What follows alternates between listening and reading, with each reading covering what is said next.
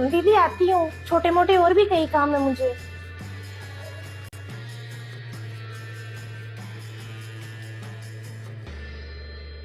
7-8 महीने हो गए एसी लगवाई हुई। रूम बंद ही रखती है अपना, बेटा भी सीधा आते ही कमरे में ही जाता है। यहाँ बैठी रहती हूँ मैं, आगे से निकल जाते हैं पोती बेटा सब। कुछ नहीं खाकर आती तू, भूखे ही बस में बैठती है।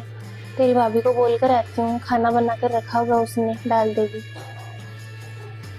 ठीक है मम्मी। बेटा तेरी दीदी आई है, अब इतनी लंबी सफर करके आई है, तुझे तो पता ही है बस में इनमें उल्टी आती है उसे, तो वो भूखे पेट ही आती है। खाना बनाया होगा ना तूने? मम्मी जी मैं तो बनाना ही भूल गई, मुझे तो याद ही नहीं रहा। बेटा तू बनाती है फिर मैं क्या याद कराती, मैंने कहा था आज तेरी दीदी आएगी। मम्मी जी मुझे याद नहीं रहा, दिमाग से निकल गई।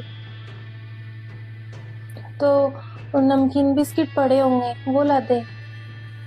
नहीं है नमकीन बिस्किट कुछ भी, वो चिक्की के लिए है, वो खाती है, फिर बाजार जाना पड़ेगा लाने के लिए, थोड़े ही है।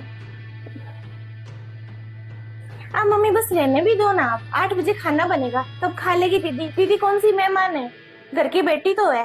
क्या नाश्ता वगैरह है, चिक्की के लिए वो बिस्किट वगैरह नहीं दूंगी मैं। बेटा भूखी आई है वो, ये तो सोच ले तेरी दीदी है वो। अब मम्मी जी दीदी को ज्यादा ही भूख लग रही है ना, तो बनाकर खा लेगी। भगवान ने 2 बार दीदी को भी दी है, मुझसे नहीं होता, वैसे गर्मी लगती है मुझे। भाभी का तो पूरा व्यवहार ही बदल गया, ये तो ऐसी बिल्कुल भी नहीं थी। मम्मी मैं नहीं आऊंगी, आप जाओ, आपको जाना है तो। मैं तो है ना 7 बजे ही आऊंगी। बेचारी मम्मी की हालत कितनी खराब हो रखी है। कोई नहीं, मैं बना दूंगी 2 रोटियां। मम्मी रहने दो, मैंने सब सुन लिया, भूख मर गई मेरी। इससे अच्छा तो माँ बेटी 2 बातें कर लेंगे। पापा वाले रूम में चलते हैं। मम्मी पापा थे ना तब सब कितना अच्छा था। मैं आती थी तो मेरी मनपसंद मिठाई तैयार रखते थे और कितनी मुझसे बातें करते थे। अब घर में देखो सुनसान लग रहा है एकदम से। मम्मी सही कहते हैं लोग, जब पापा होते हैं ना तो सारे रिश्ते अपने होते हैं, पापा के जाने के बाद अपने रिश्ते भी पराये हो जाते हैं। बेटे वो पराये हो जाते हैं सब, जीवन साथी तो जीवन साथी रहता है।